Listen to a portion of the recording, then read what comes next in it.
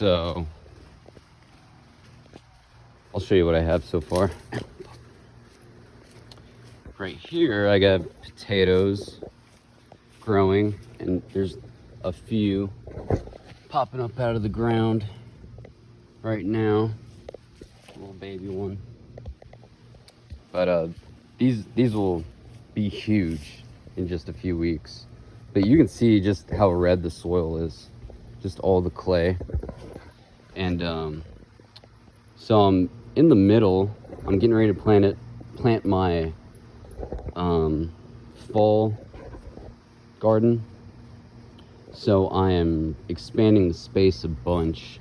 So I want everything on this side of the gate dug up to just make a huge bed all along this fence. And you can see this fence is like falling down. So I've got pallets and stuff leaned against it to hold it up. And I'm gonna grow things that need trellising up it. But so we got the potatoes. I've got a bunch of seeds to plant, so I don't know what I'm gonna plant yet, but I went pretty deep, like almost 2 feet in some spots, and you can just see this clay is just, when it's dry, it becomes just brick. Just, I can't even break this piece. But hopefully, you know, this is the only time I'll have to work this hard on digging up the soil, and next year it's going to be even better. But I have a truckload of compost that I'm mixing into all this stuff, so it'll be good. Tomatoes got planted. There's a sunflower coming up.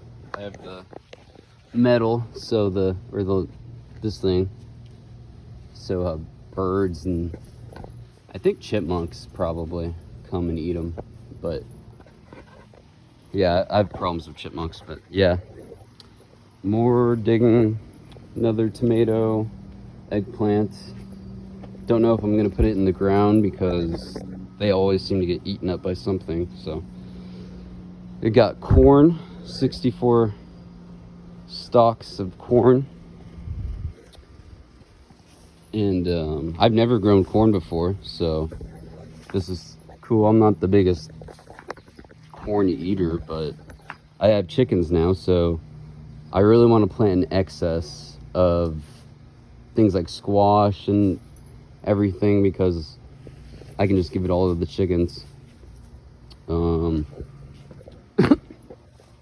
Got some butternut squash growing. We're gonna grow up the trellis, which is a bed frame. Pokeberry plant, or I think that's what it's called. It's a weed, but I just let it grow because the birds will like it, and with as hot as it's been, it's kind of gives some good shade. And then this is the oldest part. I did this a couple years ago, so the soil is good here, and it's I think I'm gonna make this carrots, beets, turnips, and then I have a lot of my greens growing. We got collard greens, Swiss chard, kale growing up here, then morning glories, which is a flower, arugula, marigolds, and let's see, oregano, nasturtium, some chives over there. What is it? Salvia. It's like a kind of sage with a lot of flowers, brings a lot of pollinators, and they're just beautiful. And then I got some cherry tomatoes growing back there, which this part of the yard only gets sun for like 5 or 6 hours, but it's also during the hottest part of the day. It comes up over there. And so it can dry out really quick because it just gets that hot sun. And with the 100-degree weather, like all this mesclun mix, it's all bitter. There's some basil struggling, but I think the weather is going to start cooling off, and we should get some rain today, so hopefully this will start being better. I'm going to plant some herbs, and yeah, this stuff is actually, it's a weed, but I let it grow because it's almost like a succulent. Like, you can tell the weeds, like the roots don't go very deep, and it all just goes back to a single spot. And so I'd rather, I can pull this out easy, and in the meantime it's shading the soil, which is what you want. But interesting enough, I found out that of all this stuff in here, like, I can't eat that because of the bitterness. I just feed it to the chickens. But this is actually edible, I found out. And it's got the taste of like lettuce with a tinge of apple. So interesting enough, this weed, which is edible, is the only edible thing here right now, except the oregano. And I guess that basil a little bit, but there's some cilantro growing back there. And I don't know exactly what I'm going to put here. I don't know if I'm going to plant lettuces here anymore, just because of the heat it gets during midday. I want to find something where it can get shade during the middle of the day and plant it there instead, and just leave this for hardy plants like kale, root vegetables, collard greens, stuff like that. So moving on, yeah, have a lot of work to do, and I've been wanting to do this, but it's just been, with that 100-degree weather, the soil just becomes, you have to soak it with water, like a lot of water, to even make it workable. And yesterday was the first day that we had weather in the 80 degrees, and so I got busy digging, and it wasn't bad. So then moving on to the other half. So this is where I planted tomatoes last year, and like I said, the spots I planted tomatoes, it was easier this year, but I want to work this whole space over to be planting. The thing is because of the big trees, we get full sunlight along that fence all day, and then like right basically where I've planted gets sun all day, but like closer to the fence it gets shaded by some of those trees. So I'm expanding probably like 6 feet down there, and I'll probably plant a bunch of squash and zucchini and okra and stuff. But and then these beans get sun basically all day, even from the morning. But these are pinto beans, and they're doing good. Green beans here, I planted some more because you can tell only like 4 survived. And then pinto beans, and right here, let's see, I've got sunflowers, and I had to cage them up because, like I said, chipmunks and critters will eat the seeds as soon as they come out of the ground. So I'm gonna plant, I have this whole little trench filled with sunflower seeds, and that'll be good because it's kind of it'll bring in a lot of pollinators, and the big reason is it gives my neighbors some kind of privacy if they're sitting on their porch and stuff, and so that's nice.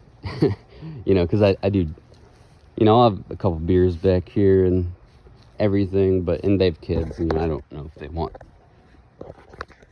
the kids to see that and stuff. I mean, it's not a big deal, but anyway.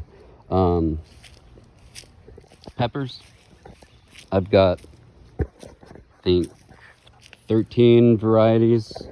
Like, about half of them are sweet, half of them are spicy, Only one bell kind of pepper I'm growing, because like if you garden peppers, bell peppers are like least flavorful. They don't produce that much, and yeah, there's not good reason to grow them. Even if you like to stuff peppers and stuff, like look at Big Bertha. I think that's what this is, Big Bertha? No, Giant Marconi. But yeah, and they've got a little bit of spice, got some Ankos, but the peppers should start taking off in the next couple weeks. But you can plant them pretty close together too. They don't have an extensive root system, unlike the tomatoes, which they're all planted at least 4 feet apart. And you got a zucchini growing, bush cucumbers, zucchini, and some bush cucumbers. And then tomatoes. The only thing I've had to buy in this garden besides seeds is these posts. I bought like 5. I'm just trying to budget. And I had a couple of these small ones, but tomatoes need a good trellis. I mean, they get big. So, and we got 5 more tomato plants over here, and they're all San Marzano, I think, which is like a paste tomato, good for canning and making paste and stuff. And that's what all these are going to be for. The tomatoes I have on that side of the yard are like big beefsteak kinds for like fresh eating, but most of these tomatoes are going to be used for canning and storing. I tried to do that this year is because of the food shortage, talk and everything. I wanted more stuff I could store. So I've never actually had black beans or pinto beans, which will be for storing. And then I've got winter squash growing over there, so that's another storing thing. But I got a bunch more seeds to plant, and that's kind of my goal in mind. But if I have tomatoes and peppers, I feel good, because you can add those stuff to a lot of meals. But one thing with the tomatoes, I'll give you a little tip, is what I do is I'll get the tomatoes and I'll buy them at the store, and sometimes you can get a good, like the place I get them, you get a good deal on like buy one get one free, because they come in these little 4-cell or 6-cell packs that are really small, and the tomatoes will grow, and it's just not enough soil for them to really survive. But you can take them and put them in a bigger pot and kind of take care of them for a few weeks. And the good thing about tomatoes is the stem, and same thing with squash too. The stem though, it's got little hairs that if put in the dirt will grow roots out. So all these tomatoes were about 2 feet tall in containers, and then I dug a hole at least 1.5 feet deep, around 1.5 feet deep, and you just plant them and then cover up, cut off the stems beneath the surface, and then just fill the hole up with dirt, and then that way you'll have roots that will start springing up 2 feet down in a short amount of time. And especially in like the Ozarks, where it gets really hot and dry sometimes, it's good in case they dry out, because if plants dry out once, it can do a lot of damage. I also have some basil growing, which I want to plant a lot more basil.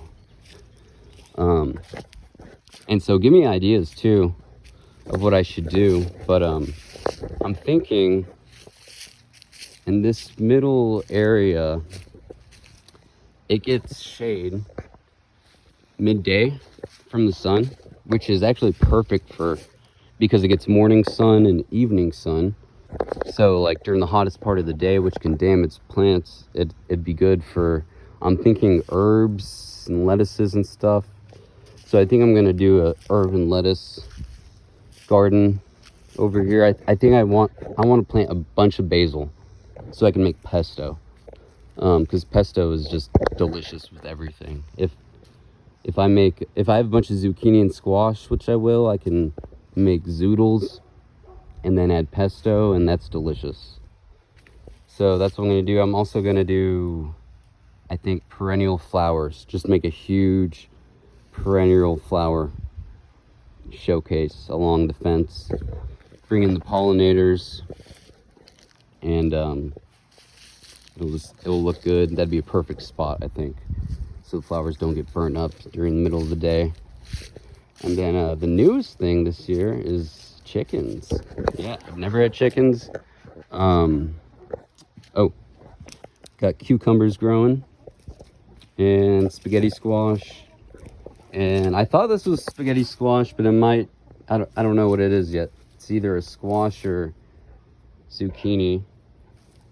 And then yeah, so with the chickens, I only wanted to have chickens if, like, I'm not spending money on them, you know, because I don't get the point otherwise, you know, like, because chickens, you know, like, I have 6, so I think that's like about 6 or 7 eggs a week, about, and which is perfect, because I love eggs and I can live off of eggs. I just don't want to, you know, like, be buying big bags of feed and stuff in order to have chickens. That kind of defeats the purpose of trying to save money and things. But they do have a little bit of feed that I give them, but then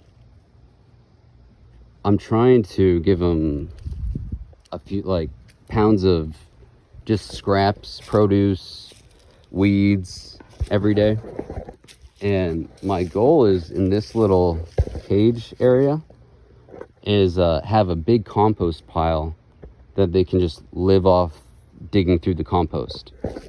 So that's kind of my goal, is, you know, I'm gonna buy feed. You know, I have scratch feed and other feed for them to eat, that I supplement their diet with. But the goal is to make it so I don't have to spend nearly any money. And there's this guy who has like thousands of chickens, and all his chickens just live off compost piles, just digging through them, eating bugs and all that. So with 6 chickens, I think that's doable. And it's actually, it's amazing how it's just so fun to watch them and everything. And I put some rotted logs in there for them to find the bugs and everything. And this was actually their original home when I got them, because I had nothing planned, nothing built for them. I just took it all in. But so for about a week, they lived in the shed, and I got an old trampoline at my parents' house that was broken, and just flipped it over and wrapped it in chicken wire. And they lived in there for a few days during the daytime, and kind of like a chicken tractor. I could take it to different parts of the yard, and they could just scratch around and everything. But then I got all this built with, like, none of this I had to buy. It was, I'm cheap, so with the garden and everything, I try to not spend money and just use scrap. And I'll show you the chickens' abode. So in here, oh look, there's one roosting right now. They just got another hay bale, or straw bale, and a little bit of water. But I took down that bed frame. They were roosting on that, and I'm gonna use it as a trellis. So, but right now they sleep on those shelves.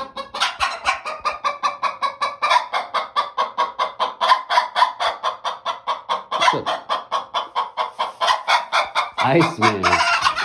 Oh.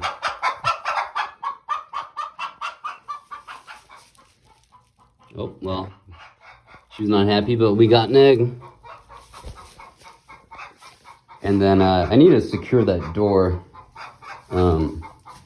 with a pulley system, so I can just pull a rope and have a door slide down. But right now I put boards in front of it and brace it. We don't really have too many predators. We're like on the edge of the city, you know, so there's fields and forests on the outside of the neighborhood, but we're kind of in the middle of the neighborhood. And I know there's people with chickens who live to the south and people with chickens who live to the north. So if anything was attack them, it'd be them. But they're in the shed at nighttime, and it's got a concrete pad, so there's no getting in that shed.